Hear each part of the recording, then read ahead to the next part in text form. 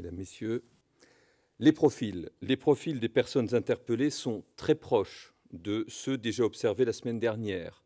Majoritairement des hommes âgés de moins de 40 ans, pour la plupart sans antécédents judiciaires, venus de différentes régions de France, de l'Est comme de l'Ouest. Parmi eux, des profils plus marqués, issus manifestement de l'ultra-droite ou des rangs de l'ultra-gauche.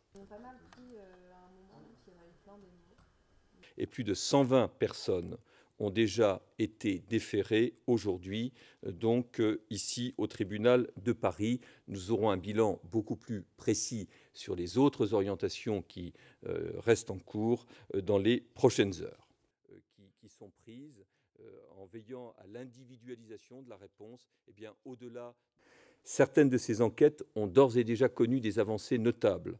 Et je voudrais vous en communiquer les premiers résultats pour les faits qui, sûrement, ont le plus marqué dans l'opinion. Par exemple, le vol de ce fusil d'assaut HK-G36 qui a été dérobé dans un véhicule de police. Un individu soupçonné d'avoir participé à la commission de ces faits a été interpellé le 5 décembre, présenté à un juge d'instruction le 7 décembre, 2 jours après, donc dans le cadre d'une procédure d'information judiciaire ouverte par mon parquet, des chefs de tentative d'homicide volontaire sur personne dépositaire de l'autorité publique, vol avec violence et infraction à la législation sur les armes. Il a été mis en examen et placé en détention provisoire.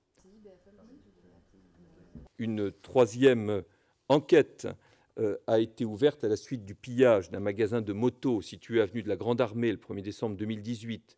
Cette enquête a permis d'identifier 4 individus qui seront jugés le 15 janvier par le tribunal correctionnel pour vol commis par effraction et en réunion, dégradation de biens publics et recel de vol aggravé. 3 d'entre eux ont été incarcérés dans l'attente de cette audience. Le 4e a été placé sous contrôle judiciaire avec une interdiction de paraître à Paris. Je terminerai par l'enquête concernant les exactions qui ont été commises à l'extérieur et à l'intérieur de l'Arc de Triomphe, ces faits ayant beaucoup marqué l'ensemble de nos concitoyens. Cette enquête a permis d'interpeller 13 individus qui ont été mis en examen par un juge saisi d'une instruction ouverte là aussi pour différentes infractions, dont participation à un groupement en vue de commettre donc des violences ou des dégradations, dégradation d'un monument donc classé en réunion et vol et recel de vol.